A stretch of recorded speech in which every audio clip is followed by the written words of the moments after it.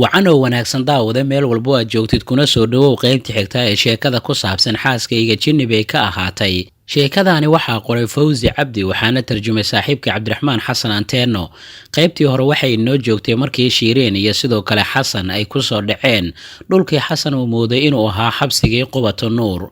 qaybtan waxay ku bilaabanaysaa markii Shiireen aan weydiiyay annaga ma xabsigii Qubato Nuur ayaan joognaa intaysan ii jawaabin waxa ii jawaaban nin aan bajoogistiisa aanan ku baraarugin waxaana uu nagu yiri adinka haatan waxaad joogtaan boosteejadii ugu dambeysay haddii aad saxarahan aad ka tallaabtaanna waxaa taasi ay la mid tahay inaad joogtaan xuduudda boqortooyada sharta ee orda oo socodkeena sii wata labadiinna waxaad kala matashaan laba adduun adinkoona isdhammaystiraya mid kastaana uu adduun gaara u matalayo waxaana cajiiba sidaad halkan aad ku soo gaarteen waadna u qalantaan midaas haatan bal aan aragna waxa aad halkan aad u timaadeen hadduu istaahilo nafqurnimo iyo in kale adinka haatan xor ayaa tihiin go'aan kasta oo aad qaadataan qeyrkiisa iyo sharkiisa waad helaysaan haddii aad ku fashilantaan in aad gaartaan boqortooyada sharta halkan baan idinku sugaynaa waxa aan idin diyaarinayna kama aad heli doontaan kadib markii ninkii sidaasi uu nagu yiri ayuu gabi ahaanba naga marqay sidii badii ay nooga miriqday oo kale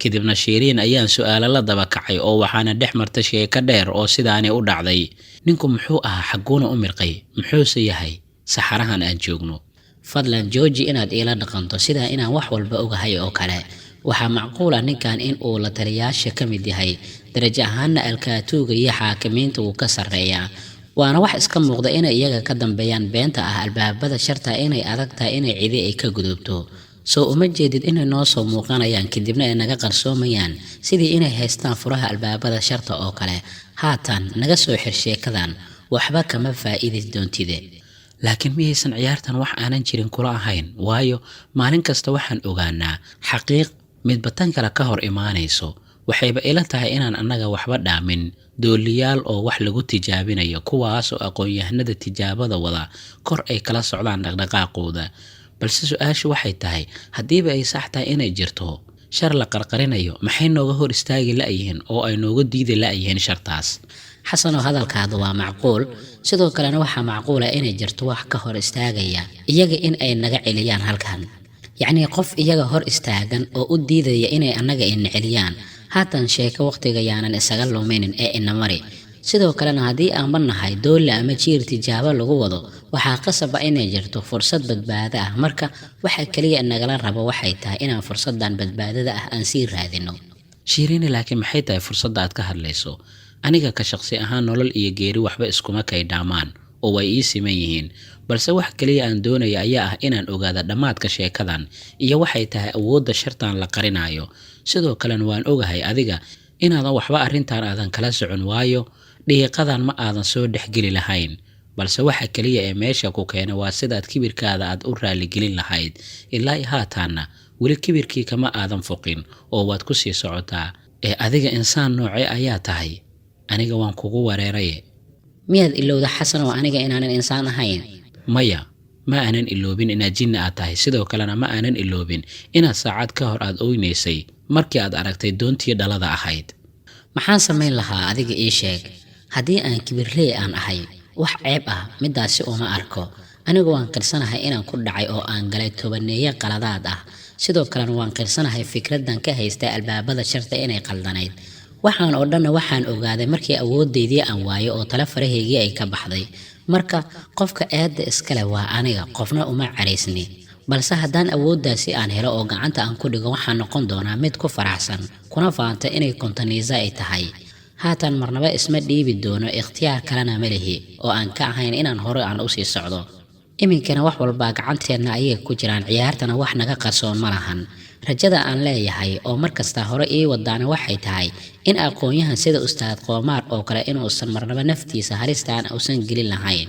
iskuna biimeyn lahayn meeshan haddii uusan ogaan lahayn in albaabadan shar awood lahi ay ka dambayso ogow sidoo kale waxaa macquul ah in tijaabada nagala qaadayo si loo fiiriyo inaan ku guuleysan karno oo albaabada sharta aan gaari karno iyo haddii kale haatan adiga waa inaad igu kalsoonaataa waayo ma haysan waqti aan ku muranno sidoo kalena aan su'aalahaada tirada badan aan kaaga jawaabo su-aalahaadana fadlan waqtiga ha nooga dhammaynin, wax faa'iido ah iima lahan aniga, sidoo kalena jawaabaha aan adigu ku siinayo wax faa'iido ah kuma yeelan doonaan. laakiin Shireen, sideen wax ku fahmayaa anigoo aan su'aal ku weydiinin? midda kale su'aal weydiinta waaba tabarta kaliya ee aan maanta leeyahay iina hartay. marnaba kama hor imaanaya inaan meel kasta aan ku raaco, balse su'aal ha i weydiin inaad i dhahdo oo aan kaa yeelo waa waxaan dhacaynin. su-aal waad i weydiin kartaa xasanow, balse wax kasta ha iga weydiinin, midda muhiimka oo kaliya ah i weydii. waa hagaag, markaas wixii aanan fahmin ayaan ku weydiin doonaa ogow Shireeney. haddiiba sidaasi ay tahay, wax walba su-aal ayaad iga weydiin doontaa markaas. maya, kaliya waxa muhiimka ah ayaan ku weydiinayaa. haatan ha i dhihin saxarahan lama degaanka ah ayaan ka raadinaynaa awooddii sharta, ama maalmo ayaan halkan joogi doonaa, waayo taasi dhimashada ayaaba dhaanta. maxaa kugu dhex xasanoo wax yar ka hor waxaad ahayd mid ku daalay dhulkii dabiiciga ahaa oo quruxda badnaa ee doogga iyo midhaha ay ka baxayeen, adigaana naga soo waday, ee haatan waxaad saxaraha uga cararaysa maxay tahay? alxaasil isdeji, waayo saxarahan aad u jeedid kama badna 100 mitir, inaan ka tallaabnana dhib badan kalama kulmi doono. sheekadaasi aadka u dheer ayaa dhex martay labadii ruux, waxaana ay markii gabalkii u dhacay ay meeshii ay ka bilaabeen socodkoodii, iyagoo dhulkii saxaraha ka soo tallaabay ilaa ay ka gaareen magaalo kale oo iyadana qadiimi ah. markaas ayaan darjiin meeshii ku yaalay aan fadhiisanay. Shireen oo daal badan uu ka muuqda ayaa markaani waxay aragtay iyada oo lulmanaysa, anigiina waan arkay. waa markii ugu horreysay aan arkay iyadoo sidaasi hurdo ay u hayso. markaas ayay madaxeedii waxay saaratay garabkayga si ay ugu tiirsato, kadibna way seexatay.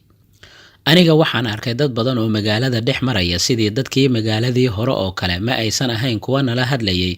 markaas ayaan go'aansaday inaan la hadlo si aan u weydiiyo iyagana mas-uulka magaalada si uu tallaabada xigtay inoogu sheego. markaas ayaan isku dayay inaan u yeedho qof jidka maraya oo aan weydiiyo su'aalo badan oo ay ka mid ahaayeen xaggee ayaan ka heli karaynaa mas-uulka magaaladan oo aan u marnaa. markaas ayuu qofkii wuxuu igu jawaabay, maxaad kala jeedaa? waxaan ku idhi, aniga waxaan raadinayaa jidkii ah igu hagaajin lahaa guriga mas-uulka ugu weyn magaaladan. markaas ayaa waxaa lagu celiyay su'aal ahayd, mas-uul muxuu yahay mas-uulku? maalin walba ummad qarriban oo nooc kale ah ayay arkayaan, haataana mas-uul deegaan in aan sharaxo ayaa la iga doonayaa, ayuu yidhi xasan. markaas ayaa ruuxii uu la hadlayay waxa uu weydiiyey in uu raadinayo mas-uulka wax kasta, yacnii kan idinkugu weyn ee u taliya magaaladan, kaasoo iyaga ay ka dambeeyaan. wejigiisii ayaan waxaan ka dareemay inuu la yaaban yahay su-aashaydii. kadibna wuxuu igu yidhi, oo adiga xaggee ka timid? waxaad u muuqataa inaad magaalada koonfureed aad ka timide. markaas ayaan ugu jawaabay, aniga adduunkan kama tirsanin, magaalada aad sheegaysidna kama aanan imaan.